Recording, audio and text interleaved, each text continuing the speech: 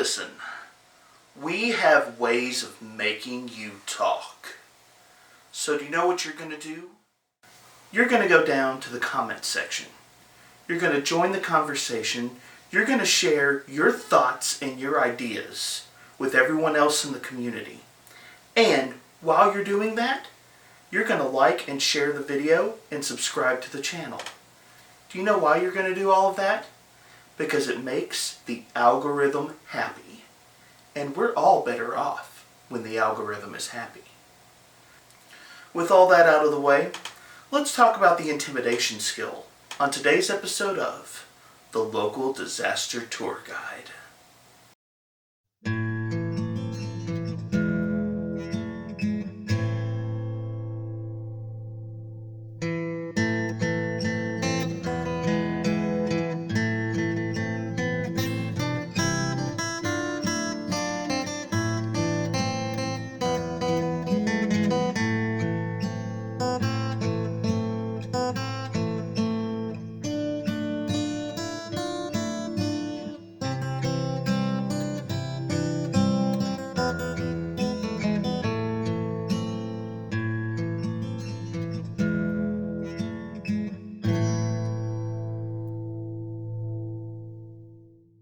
Happy Halloween, travelers and tourists. My name is Mark, and I am the local disaster tour guide. That's right, I'm a storyteller who knows I don't need the intimidation skill to inflict the frightened condition on people.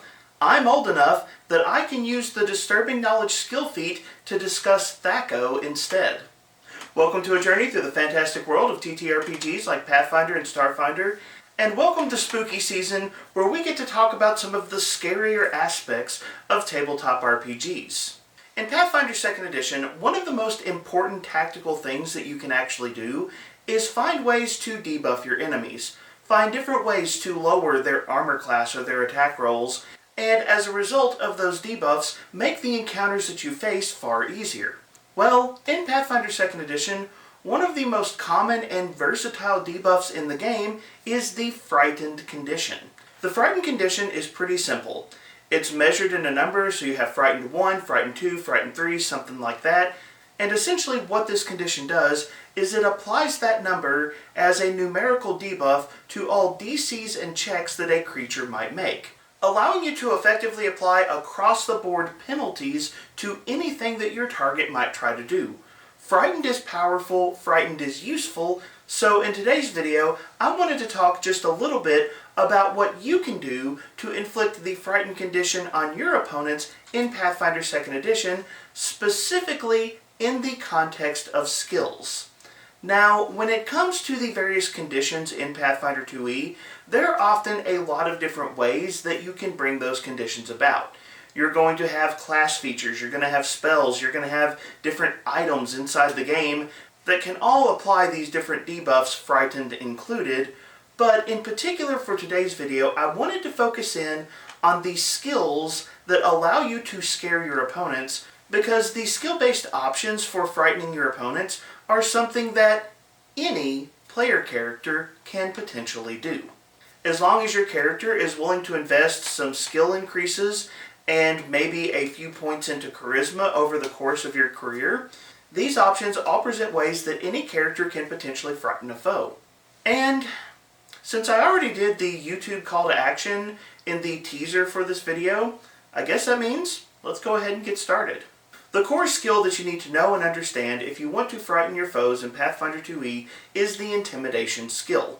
Currently, you can find the information for this skill on page 247 of the core rulebook, and there is some supporting material on page 246 in the NPC Attitude sidebar that you will want to be familiar with when you are studying the Intimidate skill. I'll also be throwing links to a lot of the important information in this video from Archives of Nethys into the video description, so you can also read up some more there.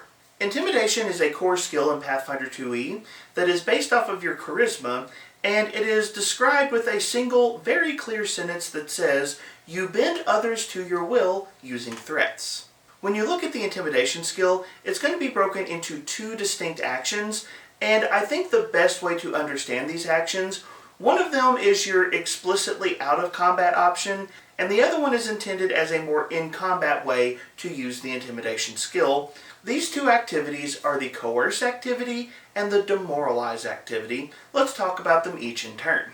First up, you have the Coerce Activity, and this activity is the more flexible of the two options, but it is also the option that is explicitly intended to be used outside of combat in all but one very niche case that we'll discuss later in this video. Coerce can be very powerful, but it's also going to take some time to use, and you can't use it in high-stress situations like combat. Coerce comes with an alphabet soup of different traits that you need to be aware of. It has the auditory, concentration, emotion, exploration, linguistic, and mental traits. And all of those traits interact with the rules of the game in different ways. While you don't necessarily need to remember them all of the time, they are something you want to keep in mind because there are going to be different situations in play that might impact your ability to use the Coerce activity because of these traits. Also, I want to go ahead and say here, Coerce and Demoralize both have a litany of different traits you need to be aware of, and you want to go ahead and familiarize yourself with these different traits because some of these special intimidation options that we'll talk about later in this video, well, those are going to come with a lot of the same traits, meaning that you might as well learn them now because you're going to see them again later.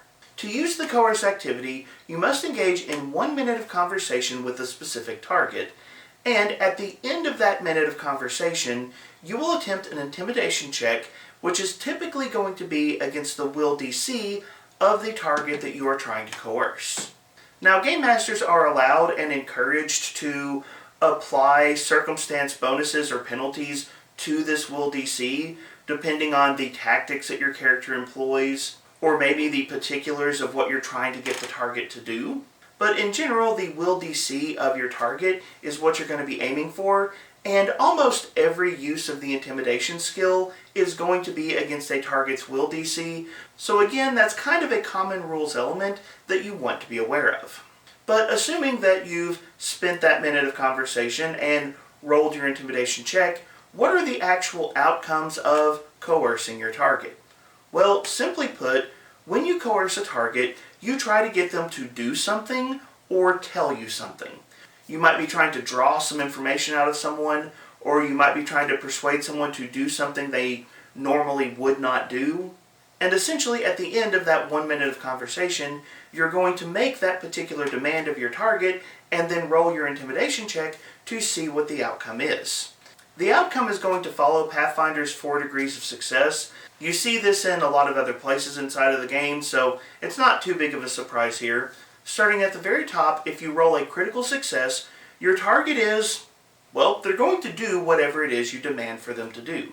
They're going to give up that piece of information. They're going to perform that particular activity. It does note in the core rulebook that the target will not perform an activity that would harm themselves. And I feel like that phrase is going to be up to Game Master discretion to a degree, just because harm yourself is a very broad concept. For me personally as a storyteller, if my player is rolling a critical success on an intimidation check, I would interpret that phrase as the target will not do something that is directly harmful to themselves. They're not going to charge the dragon just because you tell them to do it, but they might be willing to lie to an authority or to a friend on your behalf because that action is not necessarily directly harmful to them. In any case, you successfully coerce them into doing whatever it is you want them to do, and the specific outcomes are left up to Game Master interpretation, but your target is going to comply to your demand for a period of up to 1 day based on whatever it is you ask them to do. Then after that time period is over, the target of your coerce check is going to switch to the NPC attitude of unfriendly, but it does specifically note that the target remains afraid of you and will not act against you, at least over the short term. So essentially, on a critical success, the target obeys your demand and then keeps quiet about whatever it is you ask them to do. Stepping down a degree, you have a success on the intimidation roll, and this is going to follow the format of your critical success in the target's going to give you the information or obey the activity. It has the same restrictions as before, and the target will even obey your demand for up to 1 day, again, depending on Game Master discretion, and then once the time period is over, they immediately switch to the unfriendly attitude that we previously mentioned. The big difference here is on a success on your intimidation roll, the fear of your character wears off, and the target is much more willing to act against you, and given the fact that they're unfriendly, it's very plausible they will do so. Stepping down again, you have a failure on the intimidation roll, and this is pretty simple. The target is immediately unfriendly to you, and they're not going to follow your instructions. Point blank. Stepping down another degree, you have a critical failure on the intimidation roll, and in this instance, the target's going to become hostile instead of unfriendly. They're still not going to follow your demands, and on top of that, you cannot attempt to coerce them again for a period of 1 week. Now, if you can't tell from the general description already, there is a lot of Game Master discretion in exactly how coerce plays out inside of the game, but that's because this is the most flexible use of the intimidation skill. This is intended to be a very broad activity that can cover a wide variety of different scenarios, and I would encourage Game Masters to allow your players to be flexible in how they want to apply the Coerce Activity, because this is the broader use of the skill. In fact, the main restriction on the Coerce Activity is the exploration trait that I mentioned earlier, which cleanly labels this as an activity that you can only do outside of combat. Again, there's one exception we'll talk about later, but in the vast majority of cases, while Coerce is very flexible and you can use it a lot of different ways, it's also something that's going to take some time. The other activity, which is far simpler and far quicker to use, is Demoralize, which takes only a single action and is explicitly something you can use inside of combat. It doesn't have as many traits, but there are still 4 you need to be aware of. It has the auditory, concentrate, emotion, and mental traits. And you can use the Demoralize action against a single target up to a range of 30 feet away. Like Coerce, you're going to be rolling Intimidation against the target's will DC, and since Demoralize doesn't have the linguistic trait, you aren't required to share a language with the target in order to demoralize them. However, if the target doesn't understand the language that you're using, you do take a -4 penalty to the intimidation check, as they just don't understand the full nuance of the threats that you're offering. Now, assuming that the intimidation check is successful, on a success you will give your target the Frightened 1 condition, and on a critical success you'll give them the Frightened 2 condition instead. However, regardless of what you roll, after the intimidation check, your target will be immune to further demoralize attempts for the next 10 minutes. So the summary here is pretty straightforward. Demoralize is quick, it's to the point, but it's also a lot narrower in scope. You are essentially just scaring a person and lowering their ability to act and react to the world around them, rather than trying to force them into a particular behavior. You can penalize their actions, but you can't control what they're actually going to do. Now, it is worth noting that Demoralize can be used both inside and outside of combat, but because Frightened is a condition that wears off relatively quickly, that does mean that Demoralize is going to be most useful inside of combat, just because that's where those penalties are going to be the most useful. The Demoralize activity is one of the most common skill actions in Pathfinder 2e, because it's just so useful for giving your side a little bit of an extra advantage during a fight. But that just covers what the intimidation skill does. There are a lot of elements inside of the rules that can modify what you can do with the intimidation skill. So what I want to talk about next are the skill feats that modify the different uses of the intimidation skill. Now, as I mentioned earlier, I'm not going to be going over class features, I'm not going to be going over spells, and I'm not going to be going over magic items. I'm sticking strictly to skill feats for this conversation. But even just diving into skill feats, there are still a lot of different options that you can use to upgrade what you can do with the intimidation skill. As a general note, when we're talking about skill feats, if the skill feat is available at first level, you're going to be required to be trained in the intimidation skill in order to take the skill feat. That's pretty straightforward. If the skill feat is level 2 or higher, You will probably need to be at least expert in intimidation. If the skill feat can be taken at level 7 or higher, you probably need to be master in intimidation. And finally, if the skill feat is available at level 15 or higher, you probably need to be legendary in intimidation in order to take the skill feat. Other particularly notable requirements that come up along the way we'll talk about, but those are some general guidelines you want to be aware of. The first notable skill feat here is the group coercion skill feat, which is going to modify the coerce activity, and what it does is pretty simple. You can coerce 2 targets at once. This allows you to manipulate multiple people at the same time, and one of the cool things about this skill feat is as you go up in proficiency and intimidation, this skill feat actually improves. If you're an expert, you can coerce 4 people at once. If you're a master, you can coerce 10 people at once. And if you're legendary, you can coerce an entire room full of people, 25 people, at the same time. Our next first level skill feat is called Intimidating Glare, and this is going to modify the Demoralize action by removing the auditory trait and adding the visual trait. Paizo, you just had to make it more complex to say. Essentially what Intimidating Glare does is it removes the penalty for not sharing a language with your target, and that is the main benefit of the skill feat. Our next option is called Quick Coercion, and again this modifies the coerce activity. What this is going to do is decrease the amount of time necessary before you get to roll to coerce the target. Instead of 1 minute of conversation, you can coerce a target with 1 round of conversation, allowing you to attempt that check much quicker. Now, this feat does note you still cannot coerce in combat.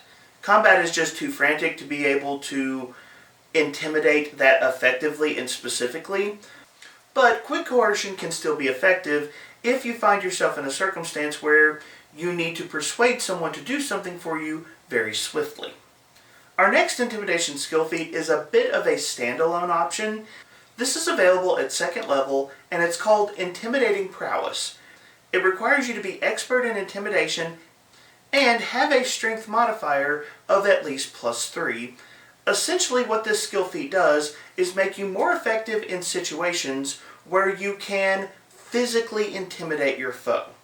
Now this is actually a pretty broad skill feat. It affects both Coerce and Demoralize, and it also removes the -4 penalty for not sharing a language with your target when you attempt to demoralize them. But the main benefit of this feat is if your strength is high enough and you can kind of physically tower over or otherwise intimidate your foe, you get a +1 bonus to your intimidation check, and if your strength modifier is at least +5, that bonus increases to +2. Now, if you can't tell from this description, this feat kind of overlaps with some of the other intimidation skill feats in a few different ways. I think the intention of this feat is for high-strength martial characters who want to dip their feet into some intimidation skill uses without necessarily going all in on all of the different things intimidation can do. If you're playing something like a barbarian who wants to have some intimidation options, this is a good way to get a taste of those without necessarily having to take a wide range of different skill feats. Our next level 2 skill feat is called Lasting Coercion, and again this is going to modify the Coerce Activity. What this does is pretty simple. It increases the length of time that you can successfully coerce someone up to a maximum of 1 week as determined by your storyteller. This is another one of those skill feats that upgrades as you get better with the skill. If you're legendary in intimidation, you can actually successfully coerce someone up to a length of 1 month instead.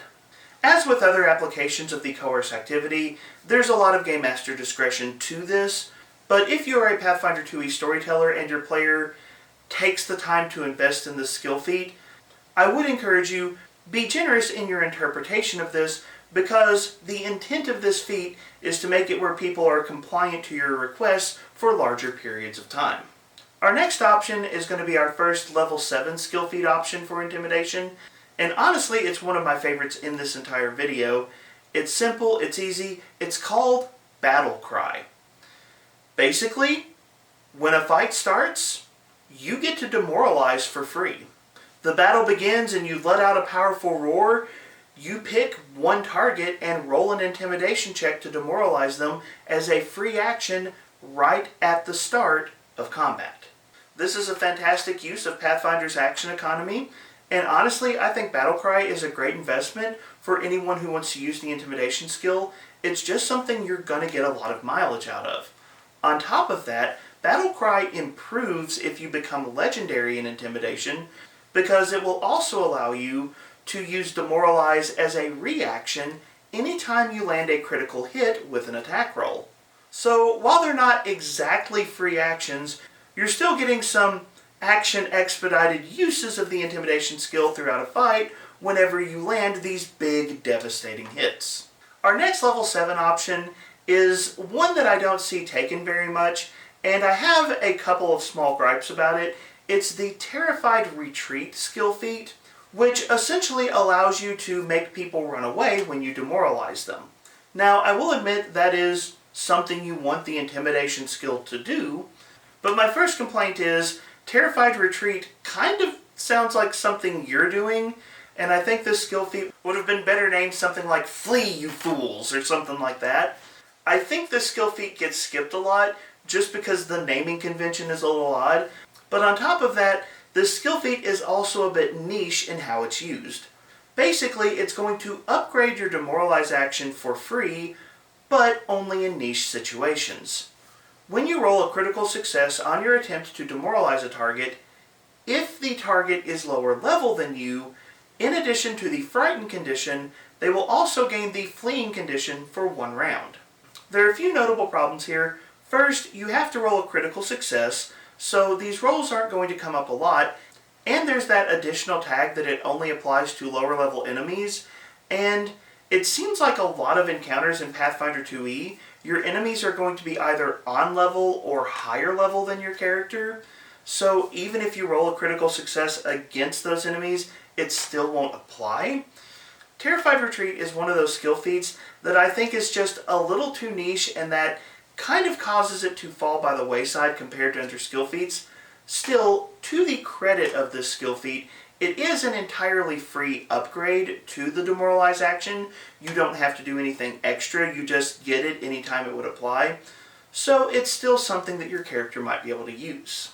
But let's move on to the highest level intimidation skill feat in the core rulebook, which is Scare to Death, which is a skill feat that allows you to, well, potentially, literally scare a target to death. This feat is kind of fun, but I do want to caution you, the title of this feat is only going to come into play on rare occasions. Scare to Death is a single action activity that's going to come with the Fear and Incapacitation trait, and yes, that Incapacitation trait does kind of limit how effective this is going to be, for some of the same reasons we talked about on the Terrified Retreat skill feat. If you're fighting a lot of higher level foes, you're not going to see the best outcome of this skill feat very often. But like most other uses of the intimidation skill, you will make an intimidation check against a target's will DC, and you can kind of view Scare to Death as an amped up version of the Demoralize activity. On a failure, you actually get an effect with the target being frightened 1. On a success, the target is frightened 2, and then if you roll a critical success, the target has to make a fortitude save against your intimidation DC, and if they critically fail, they die. Now, if they don't critically fail, they're going to be frightened 2, and they're going to have the fleeing condition, so you still get a benefit even if they make that save, but there is a chance you can literally scare your target to death. Now, to break your heart a little bit, the actual scaring of targets to death from this skill feat is going to be pretty rare. The skill feat has the incapacitation trait, so that means it's pretty much only going to work on targets of your level or lower, and because you have to roll a critical success, and then their fortitude save has to be a critical failure, it takes some pretty severe dice rolls for that to actually come to pass. But even if the actual drop-dead effect of the skill feat is fairly uncommon, this is still going to be an upgraded version of the Demoralize Activity that you can use pretty much whenever you want. So at the end of the day, I still think that Scare to Death is a great skill feat to add to your collection if you are high level and you're making good use of the Intimidation skill. And hopefully you'll get to see a few of those fun corner cases where your foes literally drop dead along the way. Now I want to step outside of the core rulebook and look at some of the other skill feats that have been added in other products that Paizo has released, starting with the Terrifying Resistance skill feat that is found in the Advanced Player's Guide. This is a second level Intimidation skill feat, meaning you will need to be at least expert in the Intimidation skill. But this particular skill feat occupies an interesting design space in that it's actually a defensive use of the Intimidation skill. When you successfully demoralize a target, you become resistant to that target's spells, gaining a +1 circumstance bonus on all saving throws against their spells for an impressive 24 hours. If you intimidate the wizard for the entire next day, it is harder for that wizard to affect you with their spells. Like some of the other intimidation skill feats we've talked about, it is a little bit niche, but I like this niche feat a lot more because defensive bonuses like this are relatively rare inside of Pathfinder, and I think this is a very fun option, especially if you're playing a Mage Slayer Witch Hunter style of build. I think Terrifying Resistance is a fantastic skill feat, and it's one that I frequently consider if I'm investing in Intimidation in one of the builds I'm making. The next feat that I want to discuss comes from the book Highhelm, and it's Vicious Critique, which is an uncommon Intimidation skill feat available at first level. Now, because this is a first level feat, you only have to be trained in Intimidation, but it does come with an extra requirement that you must also be trained in the crafting skill. And essentially what this feat does is it allows you to attempt to use the crafting skill to improve an attempt to coerce a target. While you are in the process of attempting to coerce a target, you essentially analyze their wares, their items, their goods, whatever it is they have, and you attempt to find something about those items that is a flaw or a defect or something that the target might find shameful or off-putting, and basically draw their attention to that flaw. As a free action, as part of the Coerce Activity, you attempt a crafting check, and based on the outcome of that crafting check, you can then improve the outcome of the actual intimidation check to coerce. Now, I will note that this feat doesn't say what the crafting check is against. I'm assuming the targets will DC because that's kind of the universal truth that we're talking about for everything here, and it makes sense for this. But this is essentially a narrow situational buff to your Coerce Activity that has a lot of potential to be useful against merchants or artisans or craftsmen, different individuals like that that you might be interacting with. Another uncommon intimidation skill feat is Skeptic's Defense, which is a level 7 intimidation skill feat found in the book Dark Archive. Skeptic's Defense is a reaction that allows you to respond to a mental spell or effect once per day by using an intimidation check in an attempt to counteract whatever mental effect is attempting to influence you. Now, I'm not going to dive into the full rules on counteract here. If you look up this feat, you're going to want to be familiar with the counteracting rules and how those play out in Pathfinder 2nd Edition. But essentially, as a reaction, you get a free opportunity to verbally rebuke whoever is trying to affect you with these abilities, and assuming that the source of the mental effect has an intelligence modifier of -3 or higher, which, if they're using mental effects, they almost certainly will, you can potentially stupefy the person who is trying to impact you. That's a pretty potent debuff to drop as a reaction, and Skeptic's Defense is another one of those great intimidation skill feats that if you're playing a Mage Slayer style character, this is one of those feats I think you could potentially get some pretty good use out of. It's a bit niche, but against foes that use mental effects, Stupefied is going to be a pretty serious penalty, so this is one that's worth checking out. The next intimidation skill feat that I want to talk about is probably the most memeable skill feat in this entire list, and that is the skill feat Too Angry to Die, which is a level 12 Intimidation skill feat from the Kingmaker adventure path that was reworked for Pathfinder 2e. This is a rare skill feat, so this is definitely going to be one of those you need Game Master approval to access this.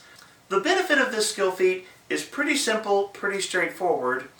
If your character stands up from prone after they fall unconscious, they can demoralize as a reaction. Now, if I'm being entirely honest, I think Battle Cry is probably the better option between these two.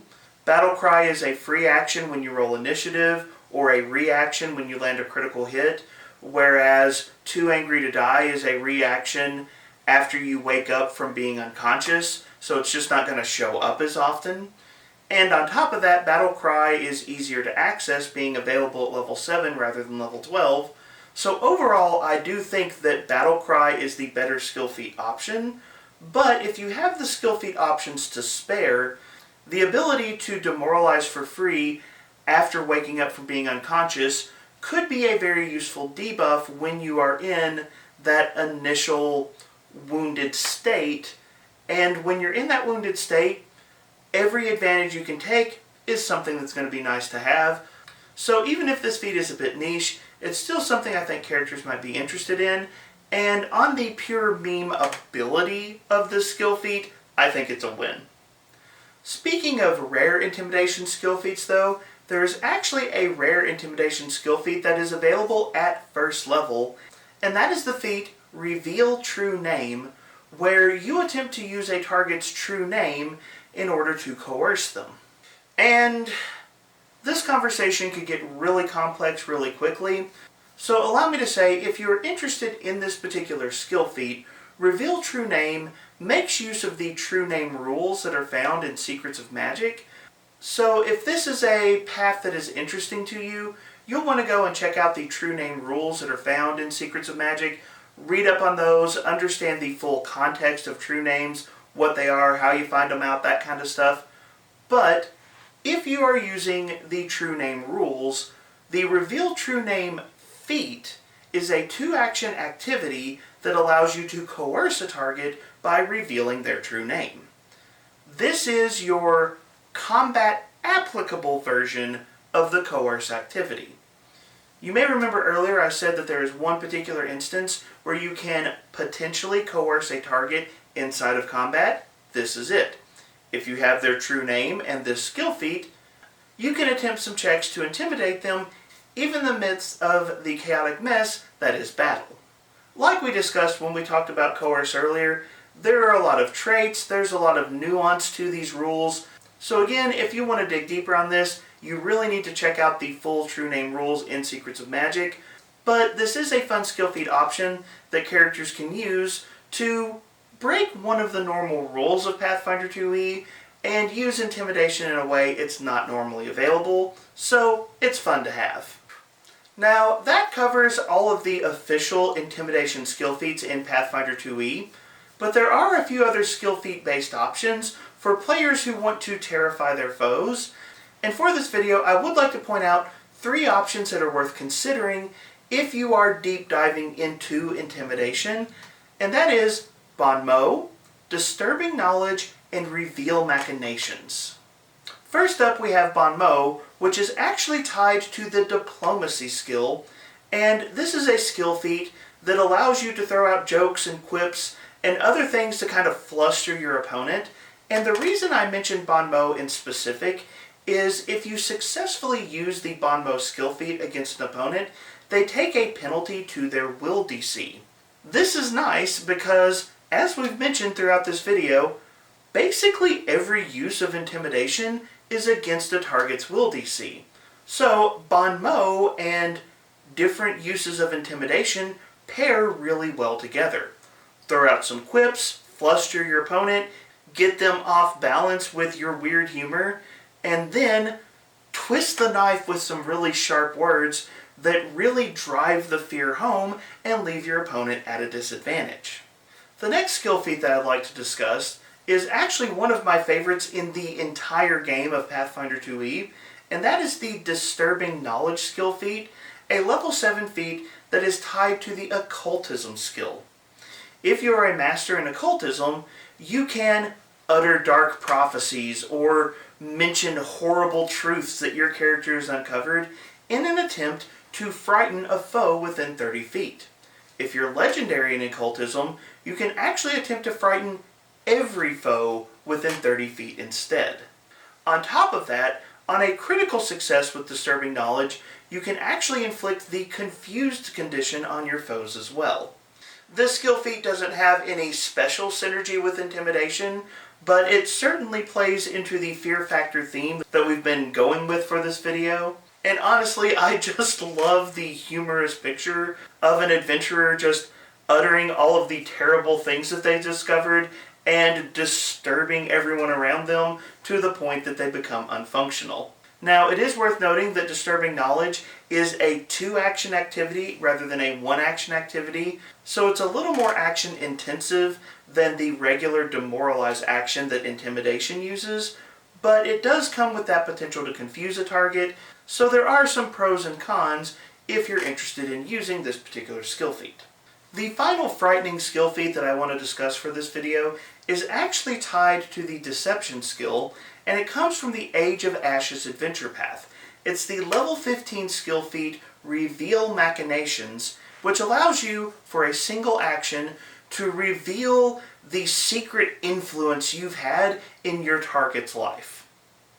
Now, you may have secretly been manipulating them for years, or you could be completely making that up, but the point here is you attempt to persuade your target that you have been controlling them all along, and in so doing, you have the potential to frighten them. On a success, they are frightened 2. On a critical success, they are frightened 3 instead. And on top of this, as you reveal that you have controlled your target, you potentially cause them to slip up and reveal important information to you, essentially turning this deception check into a recall knowledge check against the target as well, with the benefits of that recall knowledge check scaling to whatever you rolled. Now, you do have to be legendary in Deception to use this, but this is a very action-efficient way to drop the Frighten condition on a foe. Technically, this skill feat is limited in use to only humanoids, but there is a special note that allows the GM to waive that restriction in certain circumstances, and honestly, as a level 15 legendary skill feat, I would encourage most storytellers to be pretty permissive with the absurd deception that you can pull off, because I honestly think that's just fair for high-level character choices. Still, at the end of the day, I think this is a fun twist on what the Demoralize action would normally do, and if you prefer Deception over Intimidation, this is something that your character might want to consider. And with that, I've covered all of the major uses of the Intimidation skill, and every Intimidation skill feat in Pathfinder 2e, along with a few other frightening skill options that players might want to take advantage of. All of these are ways that your player character can potentially terrify the foes that they come up against and give your party an advantage in your next combat encounter. But the time has come for me to turn the conversation over to you. Do you have any questions about how to use Intimidate, Coerce, Demoralize, or any of the other options that were mentioned in this video? Or are there some frightening options that I failed to mention? Are there other skill feats that pair well with Intimidation that I forgot to include? Jump down to the comments section and share your thoughts with me. While you're there, don't forget to do all of that other YouTube stuff. Like, share, subscribe. Check out my free Discord or my Patreon. Both of those will be linked in the video description. But as always, thank you so much for being here. Thank you so much for being part of the conversation. Happy Halloween.